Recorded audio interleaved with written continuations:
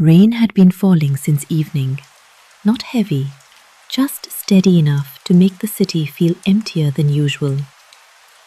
The bus stop near Lake Road was almost deserted, except for two people sitting on the old wooden bench beneath the flickering tube light.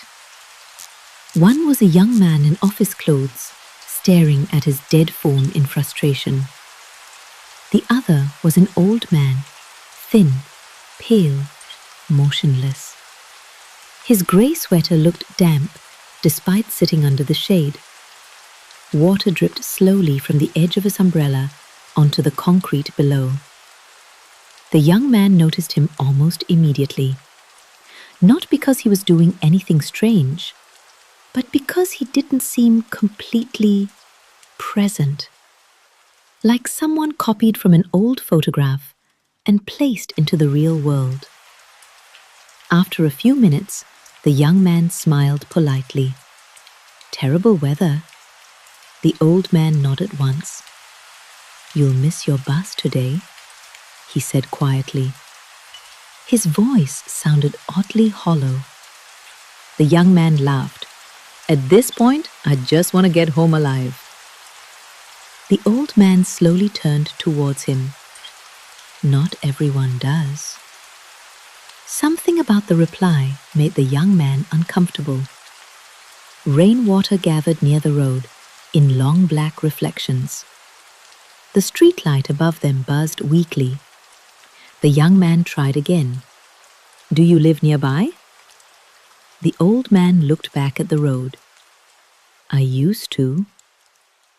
That answer somehow felt colder than the rain. A few moments passed in silence. Then the old man suddenly asked, "Have you ever felt a place refusing to let someone leave?" The young man forced a chuckle. "You mean ghosts?" The old man didn't answer immediately. Instead, he pointed towards the road ahead. 3 people died there 15 years ago. The young man glanced instinctively towards the wet crossing.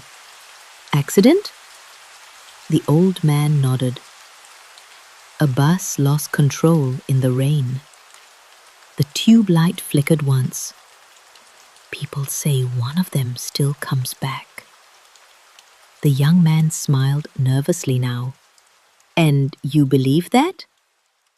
The old man finally looked directly at him.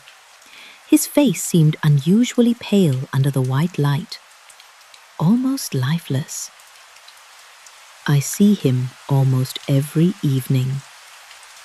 The young man swallowed. The rain suddenly felt louder. Who was he? For the first time, the old man smiled faintly. A man who never realized he died. A bus roared past without stopping, spraying dirty water across the road. The young man flinched, but the old man didn't react at all, didn't blink, didn't move. That was the moment the young man became certain. This man wasn't normal. The tea stall nearby was closing for the night now. Metal shutters rattled halfway down. The old man spoke again without warning. "Do you know what the saddest thing about ghosts is?" The young man stayed quiet. "They don't always know what they are." A cold feeling crawled slowly into his chest. The tube light flickered again. For one terrible second, the old man's face seemed almost transparent in the white glow. The young man stood up immediately. "I think my bus is coming." The old man looked disappointed somehow. "You're leaving already?" Before the young man could answer, the tea seller walked towards them, carrying 2 steaming clay cups of tea. The young man instantly stepped aside to let him pass. The tea seller stopped in front of the bench, then silently handed 1 cup to the old man and placed the other cup carefully on the empty bench beside him, right where the young man had been sitting.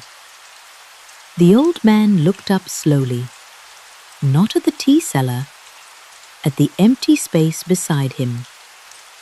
Then he smiled softly and said, "You came back again." The tea seller's face tightened with something between pity and fear.